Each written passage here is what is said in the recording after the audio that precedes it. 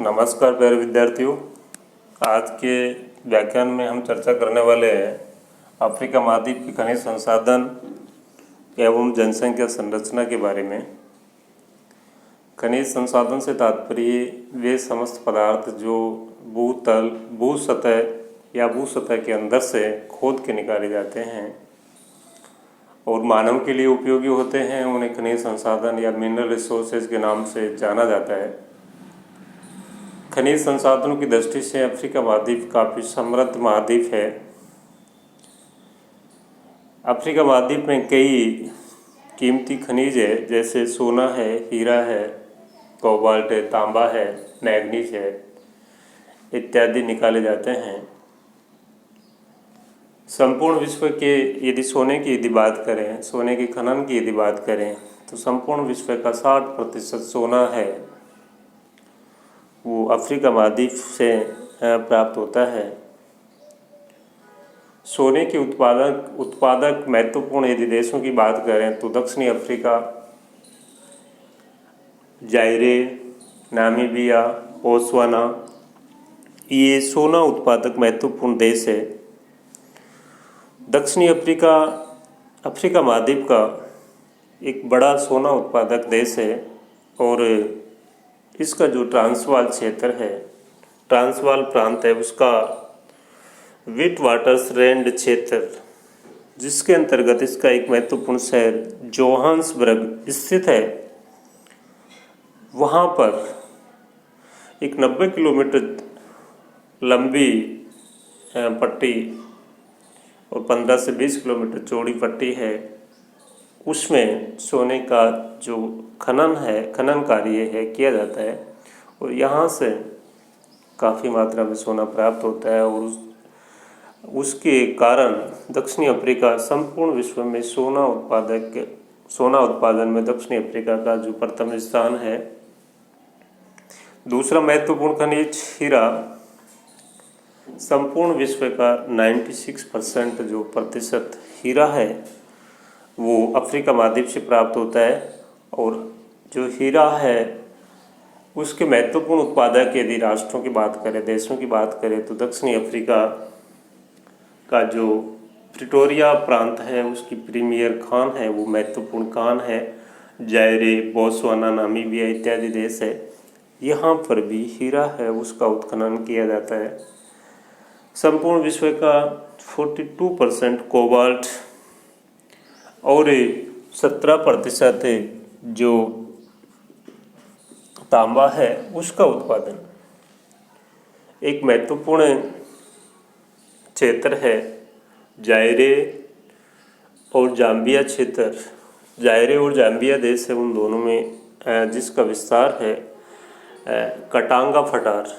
इसमें एक 480 किलोमीटर लंबी और 90 किलोमीटर चौड़ी एक पट्टी है कटांगा फटार में, जिसमें कोबाल्ट और तांबा है उसके महत्वपूर्ण भंडार पाए जाते हैं और यहाँ पर इसका खनन कार्य किया जाता है। इसलिए जायरे और जाम्बिया है वो कोबाल्ट और तांबा है उसके महत्वपूर्ण उत्पादक राष्ट्र हैं। मैग्नीज, दक्षिणी अफ्रीका का संपूर्ण विश्व में मैग्नीज उत्पादन की दृष्टि से महत्वपूर्ण स्थान है। इसके साथ में गेबोन में भी मैग्नीज है वो निकाला जाता है। फास्फेट, संपूर्ण विश्व में मोरक्को फास्फेट जो खनिज है उसके उत्पादन की दृष्टि से ये संपूर्ण विश्व में प्रथम स्थान रखता है। लो अयस्क की यदि बात करें तो संपूर्ण विश्व में जो लो अयस्क है वो दक्षिणी अफ्रीका, घाना, लाइबेरिया और जायरे इन क्षेत्रों में जो आयरन और लो अयस्क है वो निकाला जाता है। परंतु यहाँ पर जो कोयला है उसका लगभग अभाव है और उसके कारण यहाँ पर जो लो अयस्क या लो इस्पात जो इंडस्ट्री है, उद्योग है, उसका विकास होना चाहिए था, वो नहीं हुआ है। अधिकांश लो अयस्क है वो निर्यात कर दिया जाता है। इसमें यदि प्राकृतिक गैस और पेट्रोलियम की यदि बात करें तो अल्जीरिया और लीबिया यानी कि जो भूमध्य सागर का क्षेत्र है वहाँ पर प्राकृतिक गैस और पेट्रोलियम के भंडार है वो पाए जाते हैं। ये अफ्रीका का महत्वपूर्ण प्राकृतिक गैस और पेट्रोलियम जो भंडार का उत्पादन और भंडारित क्षेत्र है। इस प्रकार से इसमें और कई खनिज है वो पाए जाते हैं। यहाँ पर जो खनिज है उनका जिस स्तर पर दोहन होना चाहिए था वो नहीं हुआ है। उसका कारण है कि टेक्नोलॉजी है यानी तकनीक है, पूंजी है और शिक्षा का अभाव होने के कारण यहाँ पर खनिज संसाधन पर्याप्त मात्रा में होने के बावजूद भी उनका दोहन है जिस लेवल पे होना चाहिए था वो नहीं हो पा रहा है। इसलिए आवश्यकता है यहाँ पे कि कैपिटल और यानी पूंजी, तकनीक इनको बढ़ावा देके यहाँ पर काफ़ी जो महत्वपूर्ण खनिज है उनका दोहन किया जा सकता है। दूसरी यदि अफ्रीका महाद्वीप में दूसरा जो बिंदु है आज का अपना अध्ययन का वो है जनसंख्या संरचना। अफ्रीका महाद्वीप क्षेत्रफल की दृष्टि से काफ़ी बड़ा महाद्वीप है। एशिया के बाद में इसका दूसरा स्थान आता है और इस महाद्वीप में अपन ने इसकी स्थलाकृति के बारे में चर्चा की थी। इसमें जो उत्तरी भाग है यहाँ पे एटलस पर्वत है, सहारा मरुस्थल है, कालाहारी मरुस्थल है, पूर्वी उच्चभूमि है, मध्यवर्ती जहाँ पे भूमध्य रेखा गुजर रही है वहाँ पर वहाँ की जो जलवायु है वो अस्वास्थ्यकर होने के कारण जो जनसंख्या का घनत्व है वो कम पाया जाता है। क्षेत्रफल की दृष्टि से इसके यदि तीन बड़े देशों की यदि बात करें तो सबसे बड़ा देश है अल्जीरिया, दूसरा कांगो और तीसरा लीबिया। ये तीन क्षेत्रफल की दृष्टि से क्रम से बड़े देश हैं।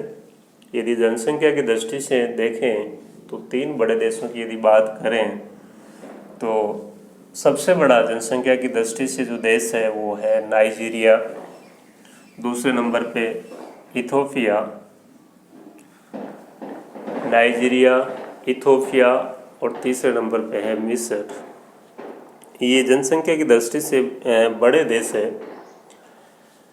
जनसंख्या की दृष्टि से यदि तीन बड़े शहरों की यदि बात करें तो अफ्रीका महाद्वीप है उसका सबसे जो बड़ा शहर है जनसंख्या की दृष्टि से उसका नाम है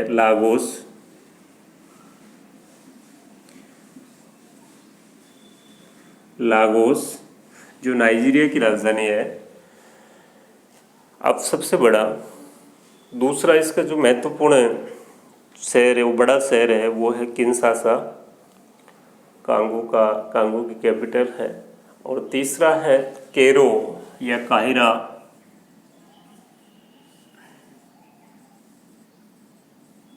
मिस्र की राजधानी। ये जनसंख्या की दृष्टि से तीन बड़े शहर है। अफ्रीका महाद्वीप की यदि जनसंख्या की यदि बात करें तो इसकी अधिकांश जनसंख्या है वो चार क्षेत्रों में रहती है। यानी कि जो एटलस तट है इसके अतिरिक्त यहाँ पे जो नील नदी है उसका डेल्टाई क्षेत्र है, गिनी तट है और दक्षिणी अफ्रीका का जो दक्षिणी पूर्वी तट है वहाँ पर जनसंख्या का जो डेंसिटी है वो काफ़ी पाई जाती है। इसके अतिरिक्त यहाँ पे जो विक्टोरिया झील है उसके पास में रवांडा, बुरुंडी ये जो क्षेत्र है यहाँ पर भी जनसंख्या घनत्व है वो काफ़ी ज़्यादा पाया जाता है। यहाँ पर जो सबसे ज़्यादा यदि देखें जनसंख्या घनत्व है तो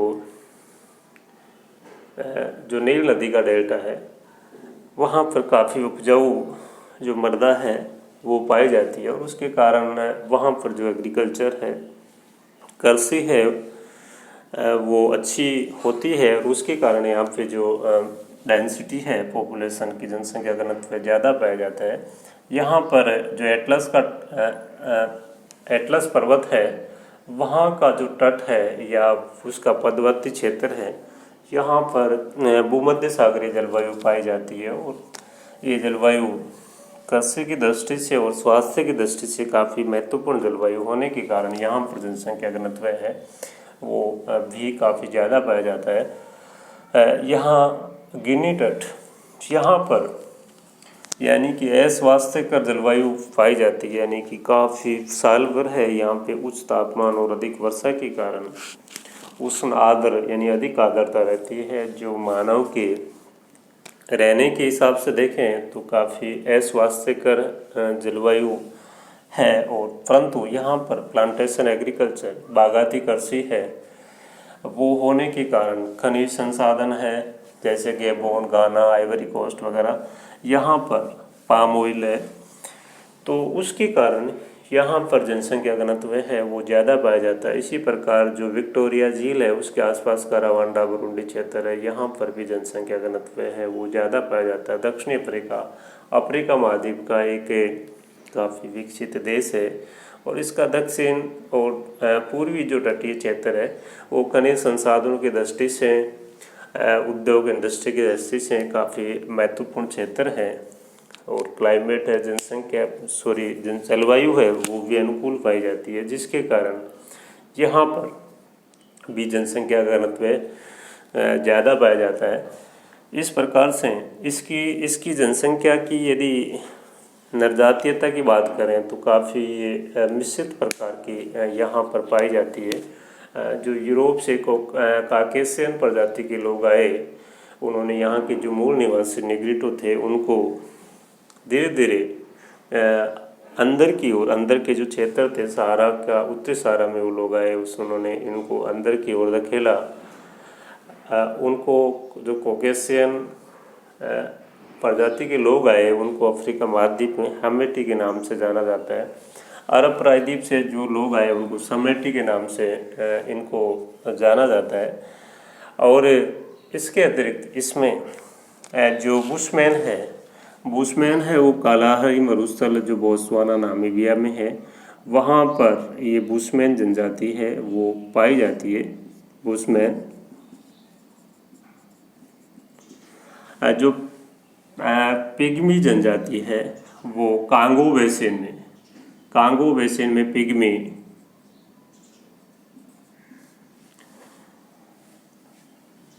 जो मध्य यानी कि पूर्व मध्य का जो क्षेत्र है या पूर्वी जो यहाँ पे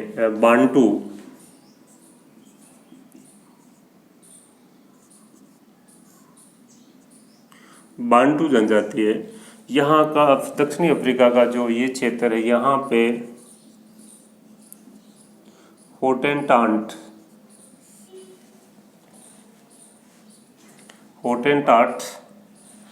जो जनजाति है वो यहाँ पर पाई जाती है। इस प्रकार से जनसंख्या की दृष्टि से यदि देखें तो यहाँ पे अभी शिक्षा है उसका विस्तार काफ़ी कम है।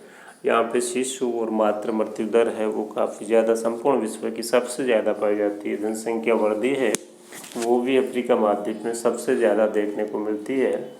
इस प्रकार से ये जनसंख्या की दृष्टि से या जनसंख्या की संरचना जो है यहाँ पर वो अभी संक्रमण काल से गुजर रही है।